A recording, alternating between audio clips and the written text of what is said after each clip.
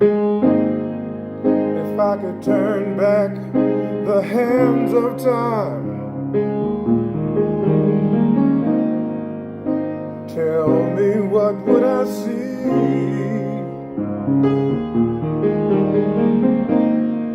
If I could go back through that open door, then what would I be?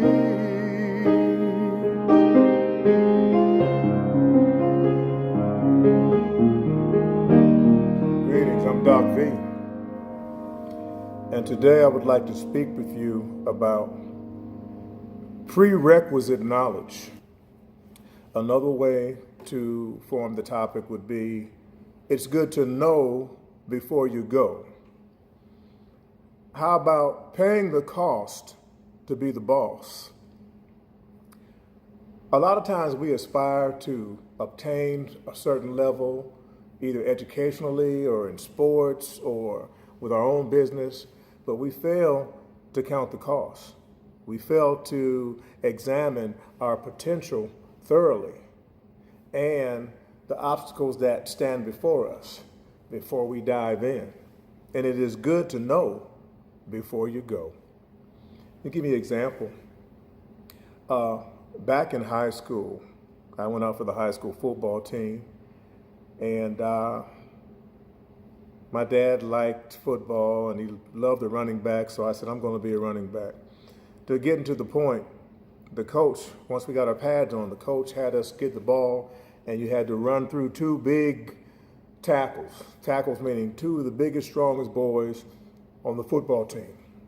So I was in line, about third or fourth in line. They would get the ball, and they'd run through, and boom, the tackles would just body slam them, hit them, and tackle them down. So I was third in line, then I was second. They passed the young man the ball, and he ran, put his head down, boom, they hit him. Well, anyway, it was my turn. I got the ball, boom, ran through those guys, boom, they hit me and knocked me down. I was like, ooh. So I got up, went to the back of the line, and the coach said, no, Vaughn, Shores, come back here, do that again. I said, oh, shoot. So anyway, I got the ball, they passed me the ball, I went through them again, boom, they hit me even harder that time, knocked the wind out of me. I was like, and I said, okay, that's over. We're going to get to some drills and some pass plays. He said, no, you're going to do that one more time. Did it again, and I'll never forget the young man's name, Hubert Oliver and Chester McCullough. They hit me so hard the third time that I got up and I started walking off the football field. Took my helmet off, tossed it to the side. Walked another 30 yards, had my jersey off, threw that to the side. Another 20 yards, had my shoulder pads undone, took those off, threw those to the side. By the time I got to the locker room, all I had on was the thigh pants. I said, this is not for me. I can't take the hits. I was humiliated, I got out of there. Anyway, to make a long story short, I excelled in track and field because I was fast. Went on to the state track meet and placed in 2 events and was recruited to Ohio University, ran track, and football was just something I enjoyed and I watched. 4 years later, I got a call from my cousin, Walter Cohen. Walter said, remember Hubert Oliver? I said, yes, that's the boy that was killing me in the football field, on the football field. Knocked me down, coach picked me back up, and he busted me down again, pow, until I walked off the field. I'll never forget him. He said, well, turn the TV on. He's playing pro football for the Philadelphia Eagles. I said, come on. Turn the TV on. I had lost track of Hubert. I didn't want to know him. I didn't want to know anything about him for the next 4 years.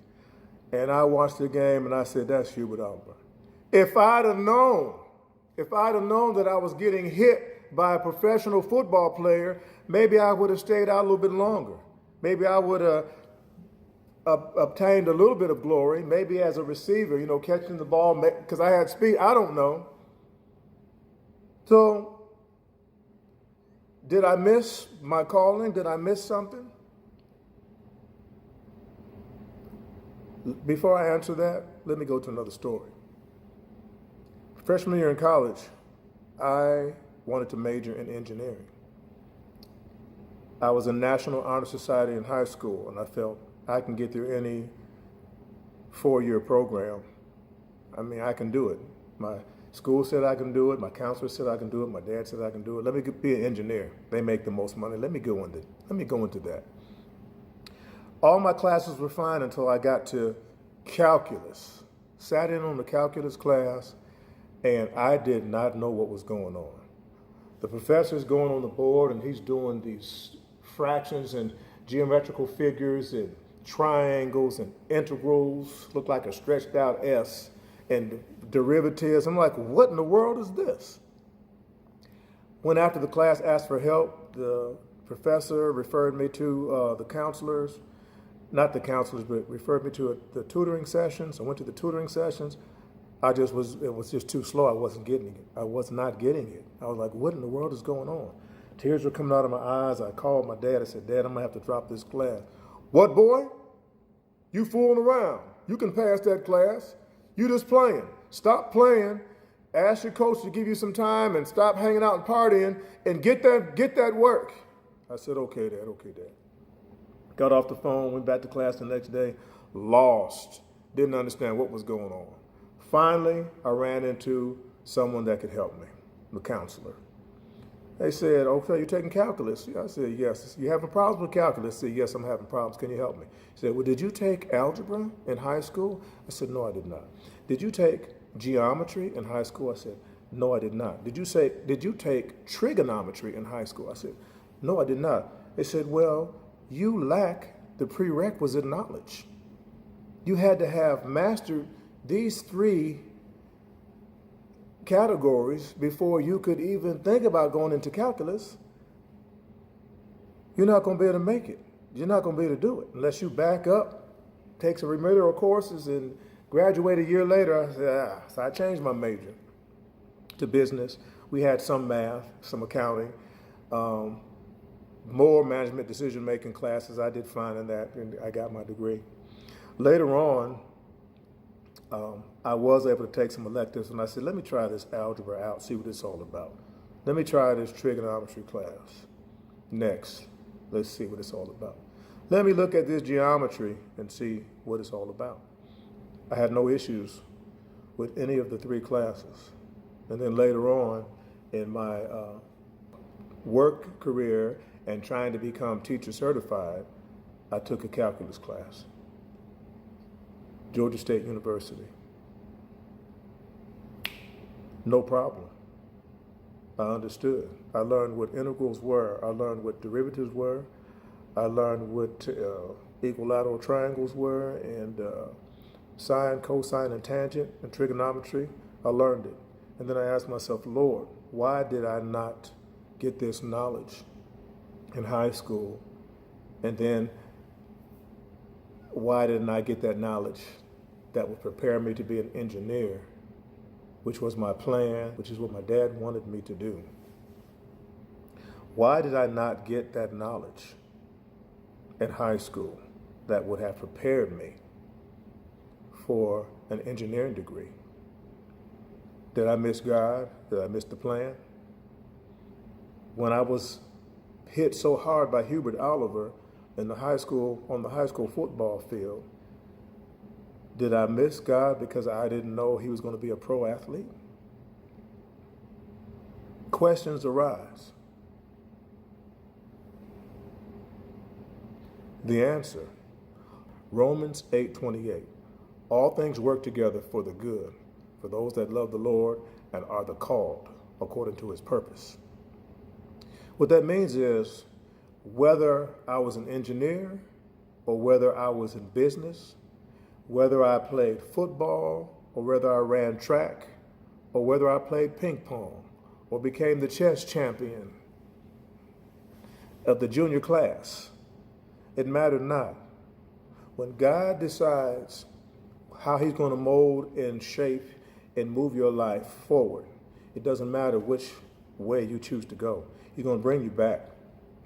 I remember the story of Samson in the Bible, where Samson was blessed with incredible strength, and his strength lied in his hair. And God blessed Samson to be a judge for the Israelites so they could battle the Philistines and and deliver them from bondage. Samson got off track, messed with the wrong woman, got tricked, lost his hair, lost his power, and was blinded. God still took his life. You know the story. When they put him between the pillars, when his hair grew back and they forgot about his hair and they put him between the pillars, and he destroyed more of the enemy during that scene than all his life living. Because God can get the glory out of your life, no matter what pitfalls you fall into, no matter how far off track you get. God can bring you back, and he can utilize your steps and your life and complete his purpose. Prerequisite knowledge is good. Prerequisite knowledge can make the way easier, can make things flow and line up. However, falling into pitfalls because of this lack of prerequisite knowledge can be overcome because God is in control. God is still the master planner. God is still Lord over the universe, over the world, and over your life, and can make a way out of no way, if it is his will to do so. We can't turn back time. We can't go back, but we can go forward.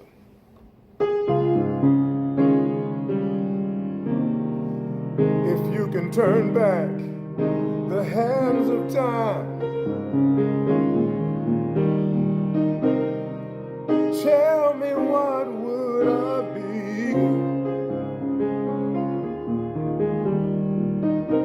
If you can go back through that open door,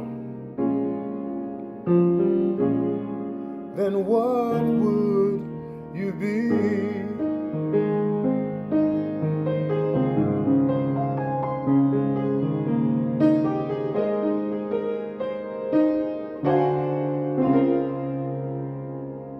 I'm Doc V.